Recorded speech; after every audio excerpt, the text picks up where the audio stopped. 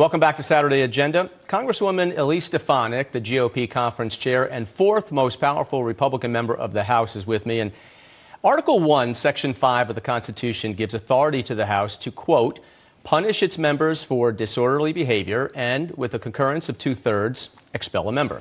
Well, that happened yesterday for only the sixth time in our nation's history. George Santos was thrown out by a vote of 311 to 114. 105 Republicans sided with almost every Democrat to remove him. So you, the others in leadership, and the majority of Republicans voted to allow Santos to stay. So why did you do that? So I had very significant concerns about due process protections. This is the first time a member of the House has been expelled before conviction.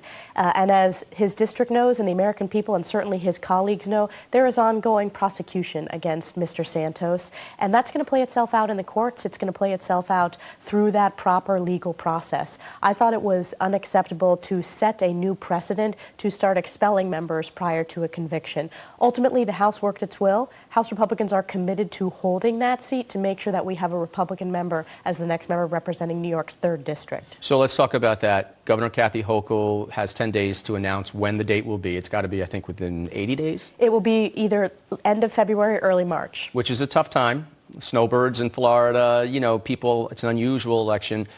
You're only up by 3 now, the Republicans. So this is a huge hold if you can. How is this going to play out? And New York loves mail, paper. They changed the rules. Yes, so we are committed, and what I think is interesting, Rob, is if you look at the outcomes of the local elections, Republicans swept Long Island. Yeah. They swept Nassau County and parts of this district that we need to hold. If you also look at Joe Biden's numbers, they continue to plummet.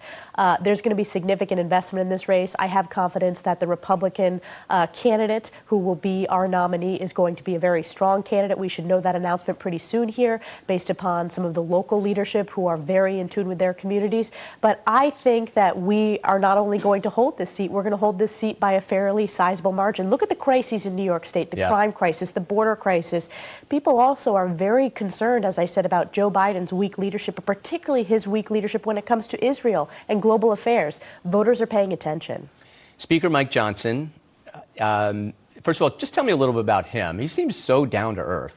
He is very down to earth, and Mike Johnson was actually my vice chair of the conference, so I've had the opportunity to work very closely with him. I also worked with him on both of President Trump's impeachment defense teams when Democrats brought both of those sham impeachments.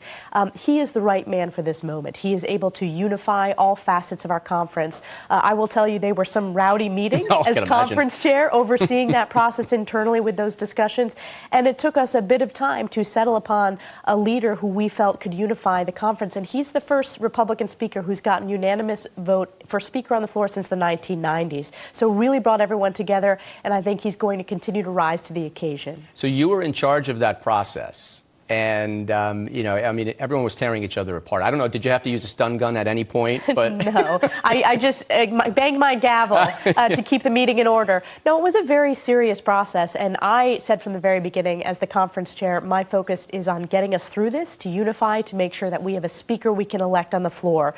Because the American people deserve that, and they need to have a strong Republican majority. And we went through a number of candidates, all of the nominees of whom I supported, whether it's Steve Scalise, Jim Jordan. These are people that I've served with and I have deep respect for.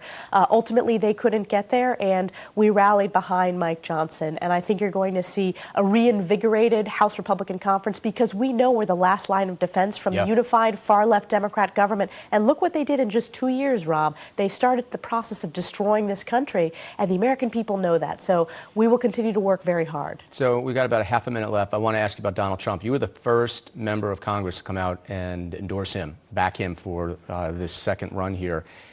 Where do you see this presidential going? I mean, he's up big, obviously. He's got 2 legitimate challengers behind him, but Donald Trump at this point is the presumptive Republican nominee, and I've said that for quite many months, and I think that we need to be focused on the general election. And what I am particularly happy about is look at the polling and how Joe Biden continues to plummet. That's because the American people see that President Trump brought strong leadership with a record of results, economic strength, strength around the world, a secure border. We're seeing the exact opposite under Joe Biden, whether we see the wide open border, the worst open border in our nation's history, weak leadership on the global stage and inflation that is crushing hardworking families that I represent in northern and upstate New York. So I'm optimistic that we're going to be in a very strong position to perform very well this November, and I'm proud to support Donald Trump.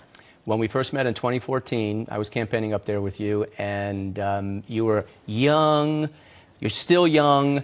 You didn't have a husband. You didn't have kids. You have them now, and you're still smiling, and you're in a great position in the House to do a lot for New York and for the country. So good luck. I learned a lot from you, Rob, Yeah. and I'll never forget you supporting me in my first race, and I'm proud to represent my district. You keep doing a good job. That's Congresswoman Elise Stefanik from the North Country in New York. Thanks for being with us.